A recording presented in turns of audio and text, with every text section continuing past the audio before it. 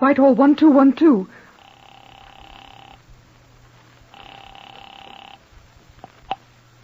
This is Scotland Yard.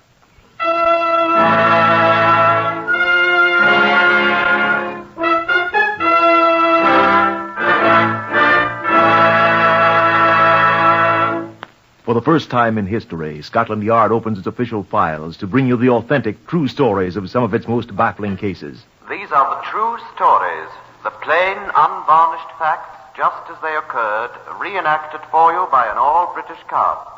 Only the names of the participants have, for obvious reasons, been changed. The stories are presented with the full cooperation of Scotland Yard. Research on Whitehall 1212 is from Percy Hoskins, chief crime reporter of the London Daily Express. The stories for radio are written and directed by Willis Cooper. Now you will hear the voice of Chief Superintendent John Davidson, curator of Scotland Yard's famous Black Museum. Chief Superintendent Davidson will brief you on Scotland Yard case number 604 MR 804. Good afternoon. Here in the Black Museum at Scotland Yard, which is neither black nor is it a museum, are kept on file articles of various sorts which have in one way or another been connected with cases of criminal investigation that our people have worked on. Now, we keep these articles not for their morbid interest as weapons that have committed murder, nor because they have been merely involved in various crimes of violence, but as exemplars of methods and means of commission. What has puzzled us on some long-forgotten crime may one day be of assistance to us in solving another. Now, this is a typical example. Though you may not recognize it at once, I can tell you that it's what is left of the handle to a woman's purse, her handbag. It's made of a kind of plastic material similar to that of which artificial teeth are sometimes made. It survived an attempted destruction under most extraordinary conditions and was recognizable as the property of a particular person. Now, here is Superintendent George Freeman of the CID, who was in charge of the case in which it was involved, number 604 MR 804. George? I should like to say first, John, that there are certain aspects of this case which I cannot bring myself to discuss in public. I'm relieved to hear you say that, Superintendent. There was considerable reference to these things in the sensational press at the time, but I propose to omit all mention of them.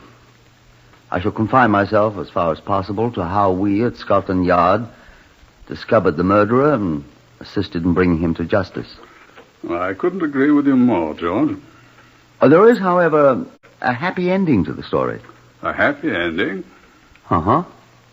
He was hanged.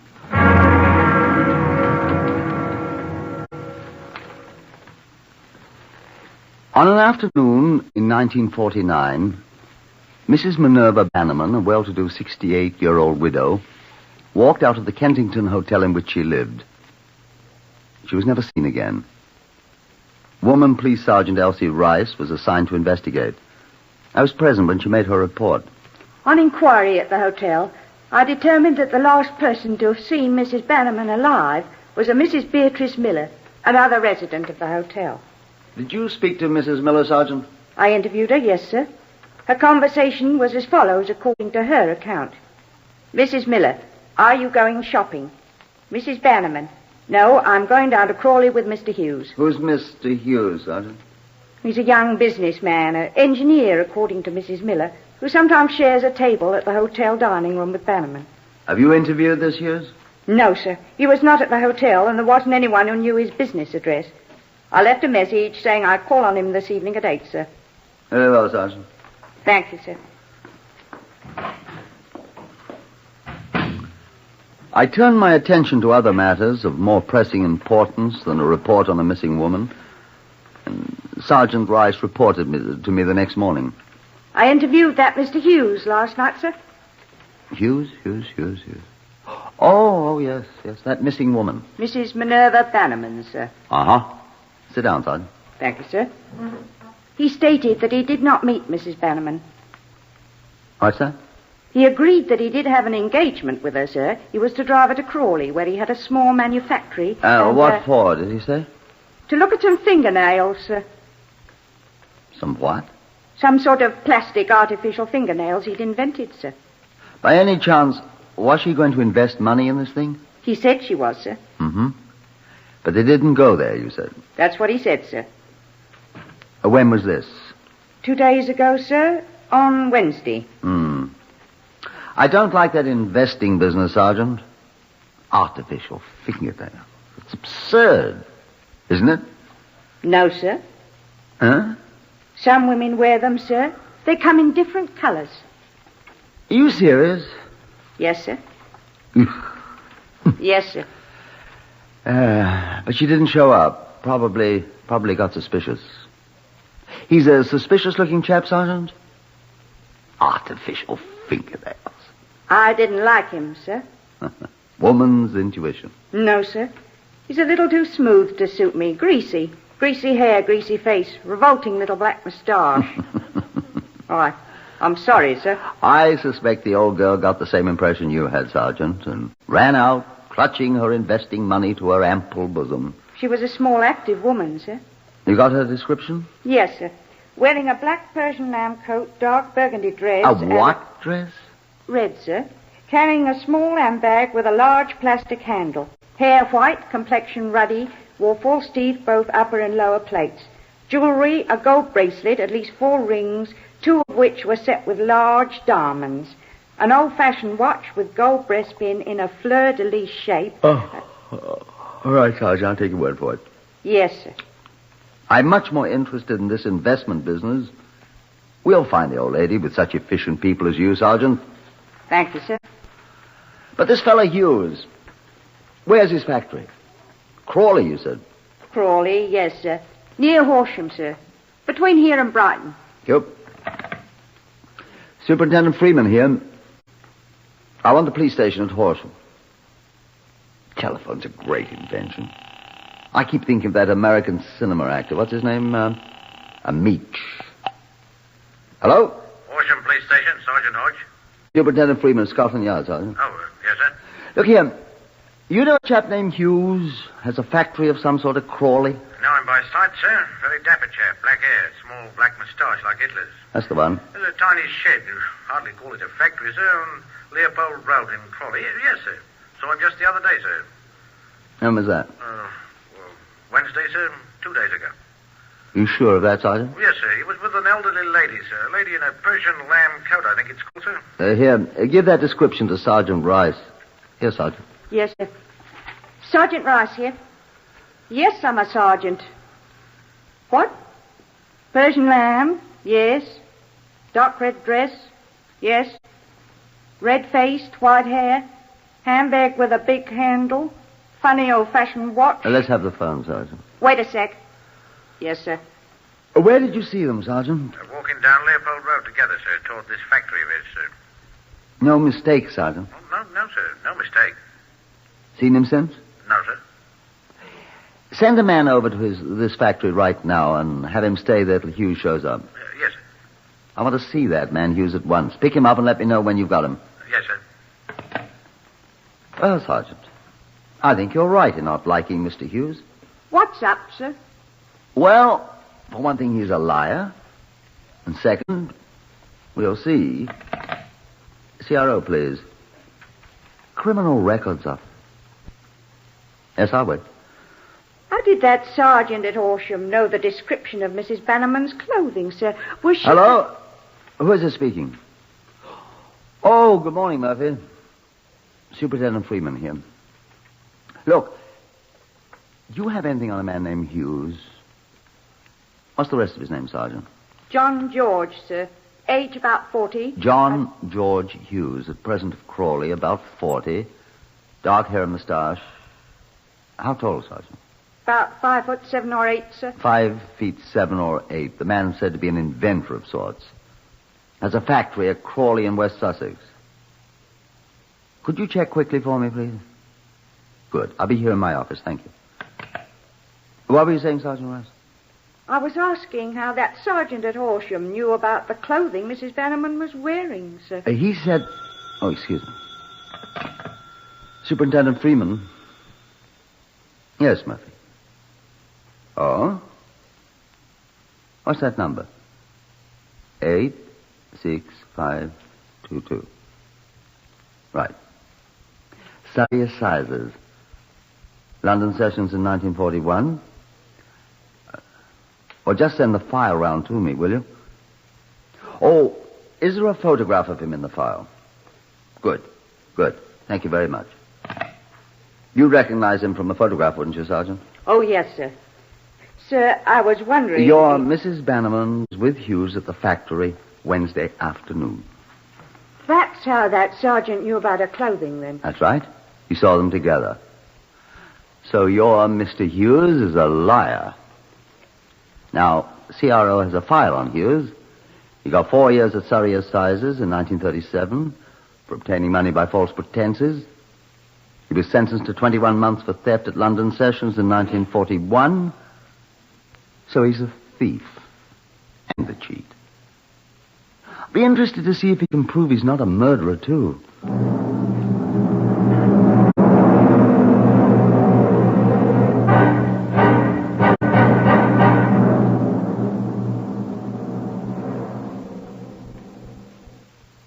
I sent people to the Kensington Hotel where Hughes lived, and which was also the home of the missing Minerva Bannamon.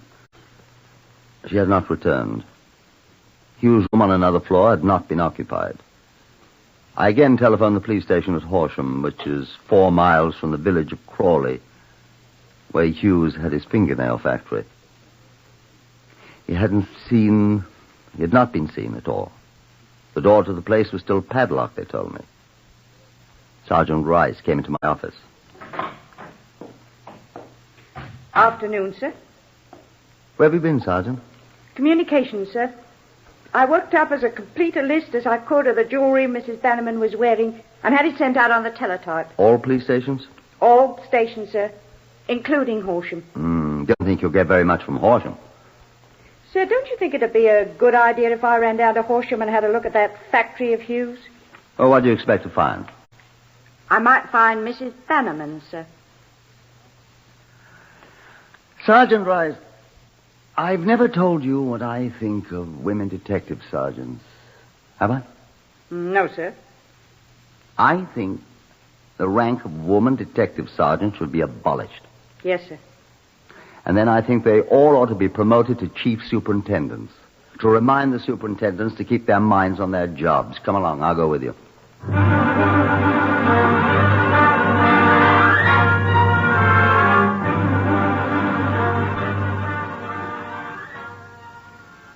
It was late afternoon when we arrived at the dingy little factory in Crawley, 40 miles away. Sergeant Hodge from Horsham was waiting for us. Good evening, sir. Evening. I came straight over here when you telephoned, sir. I let my men go for an early supper, sir. I'll relieve them for a while. Let's have a look at the place, shall we? Come along this way, sir. Not very inviting, is it, Sergeant? No, Sergeant. Haven't seen him at all, eh? No sign of him, sir. This is the door, sir. Padlocked, you see, sir. The only door, Sergeant? Yes, Sergeant. Hate to smash that padlock. How about one of these windows? They're locked, Sergeant. Only those 2 windows? Yes, sir. So dusty, I can't see through them. Careful leaning against that window, Sergeant. You'll break it. I did break it, didn't I? Are you hurt, Sergeant Rice? Are you hurt, Elsie? I broke a fingernail, I think. I told you not. I'm so clumsy, Sergeant. Certainly are. Well, at least I can see through the window. Don't cut yourself, Sergeant. There's something lying on the floor in there. See who it is. Give me a boost through here, Sergeant. That's breaking and entering, Sergeant. That's going in pursuit of suspected felon, Sergeant. Isn't it, sir? Exactly. Give us a boost, Sergeant.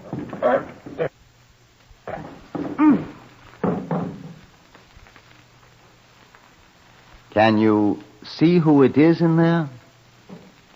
Not a body. Looked exactly like one, though. What is it? Seems to be some old clothes, suit of rubber things, trousers, coat. Laboratory clothes, I expect. Nobody in here, though. Don't see anybody. Floor's hollow, though. Maybe something under there? I'm coming in. Here, Sergeant Hodge, give me a hand. Right, sir. That's good. Shall I come in, sir? Come on. Right, sir.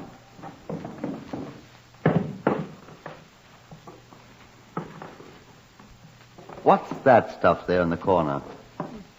Seems to be some kind of large glass bottle. They're carboys that acid came in, Sergeant. I've seen them before, sir. Be careful, that acid burns, Sergeant. I've no intention of taking a bath in it, Sergeant. With the last bath you ever took, Sergeant. Stop the back chat, both of you. Why, I wasn't... Yes, sir. Yes, sir. Well, I expect we'd better see what's under this floor, Hodge. Yes, sir. What's that you're falling over? Sir. Stirrup pump, sir, like the air raid chaps used to put out fires. This fellow Hughes in the ARP here, Hodge? Don't think so, sir. Probably uses it to transfer the acid from these great bottles to some other place, sir. I expect. Well, better get to taking up this floor. Any tools around here? There's a crowbar or something over there by the window, so will that do? Get it.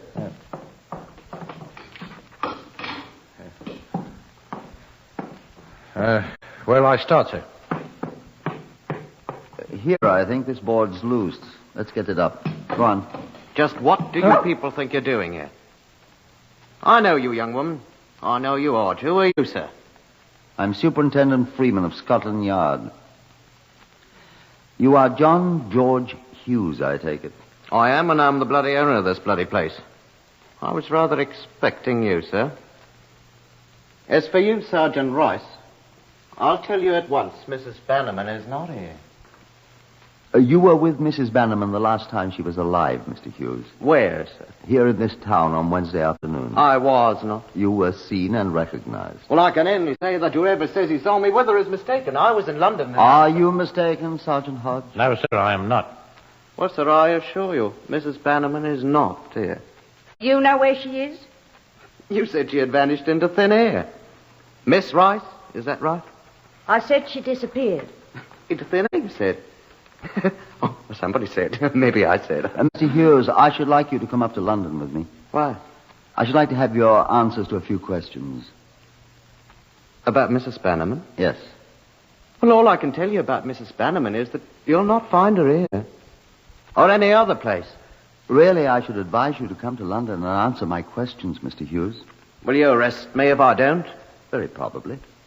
On what charge, Superintendent? Suspicion of murder? It's possible. How do you know Mrs. Bannamon was murdered? If you can't find a body. You're quite a clever man, Mr. Hughes. And you won't find her body, my good man. There's no corpus delicti. I'm going to give you a short lesson, Mr. Hughes, in criminal law. The phrase corpus delicti is from the Latin and means the body of the crime, not the body of the victim of the crime at all. If it's proved that Mrs. Bannamon met her death through criminal agency and intent, that one simple fact will be the corpus delicti, whether we ever find Mrs. Bannamon's physical body or not. In that case, anyone remotely connected with the affair is quite likely to find himself in for an unpleasant time.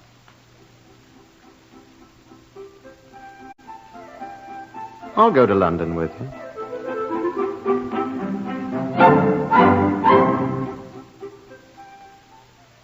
Such methods don't always work.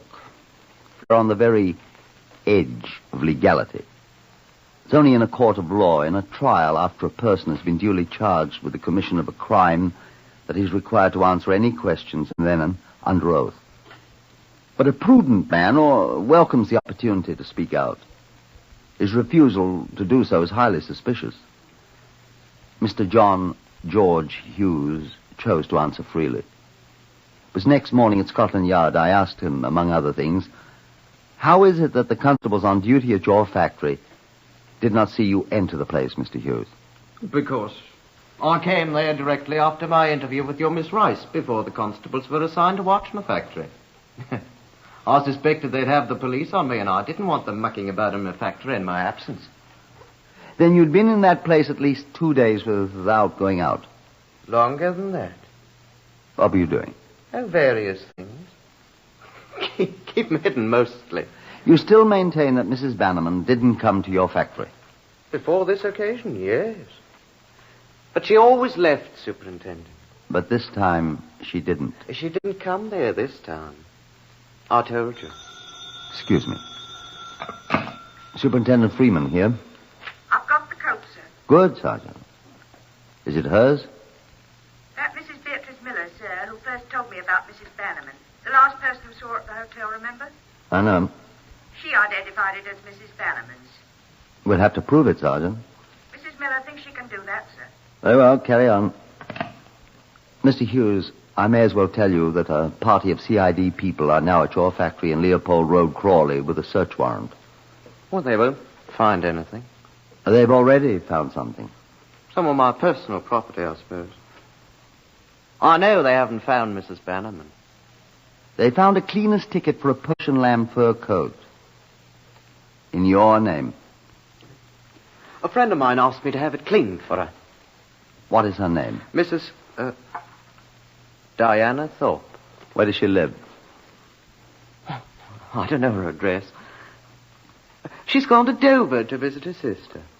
Sergeant Rice took the ticket and called for the coat. Oh, she has no business doing The that. coat has been identified as Mrs. Bannerman's coat. That's nonsense. I'm afraid not, Mr. Hughes. What else did they find at my place? What else would they find? More personal belongings? I'm not going to talk to you anymore. You're not required to answer any questions, Mr. Hughes. I've got to rest first. As you like, sir. You've tired me out with all these questions. I don't know what I'm saying. You may go whenever you wish, Mr. Hughes. We'll find you when we need you. Threatening me, eh? Making a statement of fact.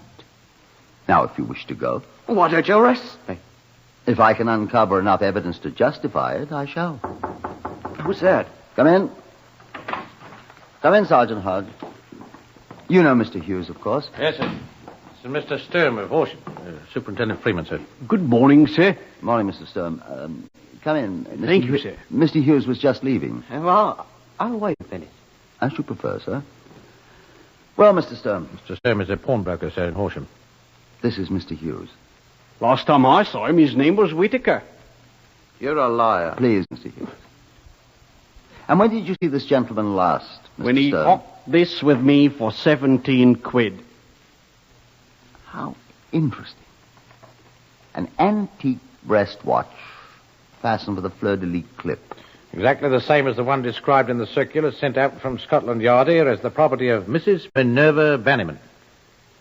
What have you to say to that, Mr. Hughes? She was wearing it the day she was with him at Crawley. I saw it, sir. Mr. Hughes? I never saw it in my life. You hawked it with me, Mr. Bloodywell Whitaker Hughes. Oh, excuse me, sir. For 17 quid of my money. I said you're a liar. Be quiet, Hughes. I'll swear to it, Inspector. Superintendent. I'll swear to it, Super. Jake Sturm, you're a liar. All I want is my money. Is your name Jake, Mr. Sturm? Jacob Aloysius Sturm, yes, sir. You do remember Mr. Sturm, then, Mr. Hughes? He bloody well does, he does. Well, then, Sergeant Hodge, did you find anything else there at the factory? Would you like to go now, Mr. Hughes? What did you find? Well, sir, What'd you find? Tell him, Sergeant. found this, sir. What is it? Was it? Part of a handle, it looks like. That's what it is. Excuse me, sir. Off a lady's handbag. And it's all kind of melted like. Heat wouldn't do that, sir. Acid would do it, wouldn't it, Mr. Hughes? Then that's what's happened to these two, sir. See? False teeth I found in the same place, sir. Now, I wonder whose they are, Mr. Hughes. I don't know anything about them. I wish Sergeant Rice were here. Why, sir? I'd just like her to take them to Mrs. Bannerman's dentist, whose name she knows, and see if he can identify them. You see, Mr. Hughes, teeth can rarely be destroyed by anything. Fire, acid. Who can that be, do you suppose? Come in. Oh, excuse me, sir. Come in, Sergeant Rice. Oh, thank you, sir. Sergeant Hodge, I saw Dr. Finch in the forensic laboratory as I came in. He asked me to give these things to you. Thank you, Sergeant. What are they? What did the doctor say they are, Sergeant? He said they're fragments of human bone. This one's from a bone of the foot. This one's probably part of a vertebrae. And the others I don't remember. What's happened to them? They were found in that spot behind the place at Crawley, sir, where I found the false teeth and the purse handle. They've all been partly destroyed by acid. Well, Mr. Hughes, it seems we do have a corpus delicti. What are you going to do about it? Sergeant Rice is going to do it, Mr. Hughes. You found him first, Sergeant. Go ahead. John George Hughes, I arrest you on charge of willful murder. I warn you that anything you say will be taken down in writing and may be used in evidence. What do you find amusing, Hughes? I'm just thinking. All the trouble and expense everybody's going to be put to. And when it's all over, I'll be sent to a nice, comfortable loony bin, where I'll spend the rest of my life in comfort. I may venture to disagree with you, Hughes. Nobody in the world would believe a man in his right mind would do what I've done, Superintendent. You've been warned, Hughes. All right. I'll make sure they believe I'm crazy. Old Bannamon wasn't the first one I've dealt with this way. She was the fourth.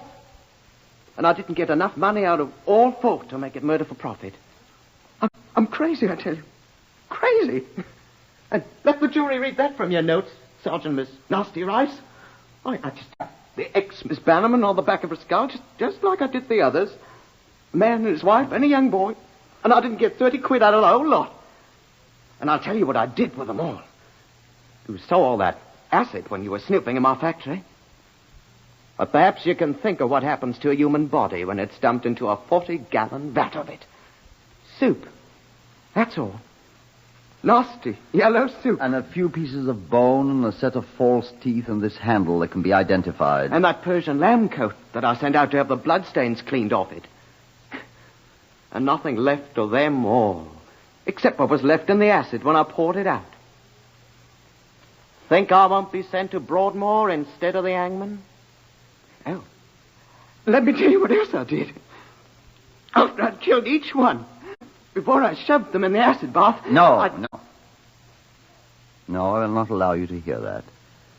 If you're morbid enough to want to know what Hughes did with his victims before he placed them in the acid bath to dissolve, you'll have to write me a letter asking about it. I may reply.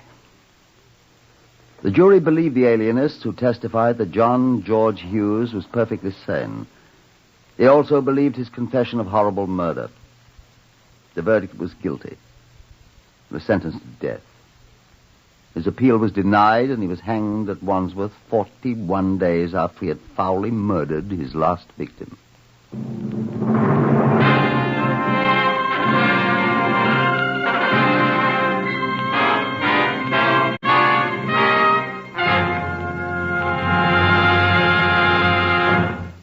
You have heard another in the series Whitehall 1212, compiled from the official files of Scotland Yard. Research is by Percy Hoskins. Among those heard today were Horace Brame, Harvey Hayes, Joe Huntley Wright, Lester Fletcher, Guy Spall, and Gordon Stern. These stories for radio are written and directed by Willis Cooper.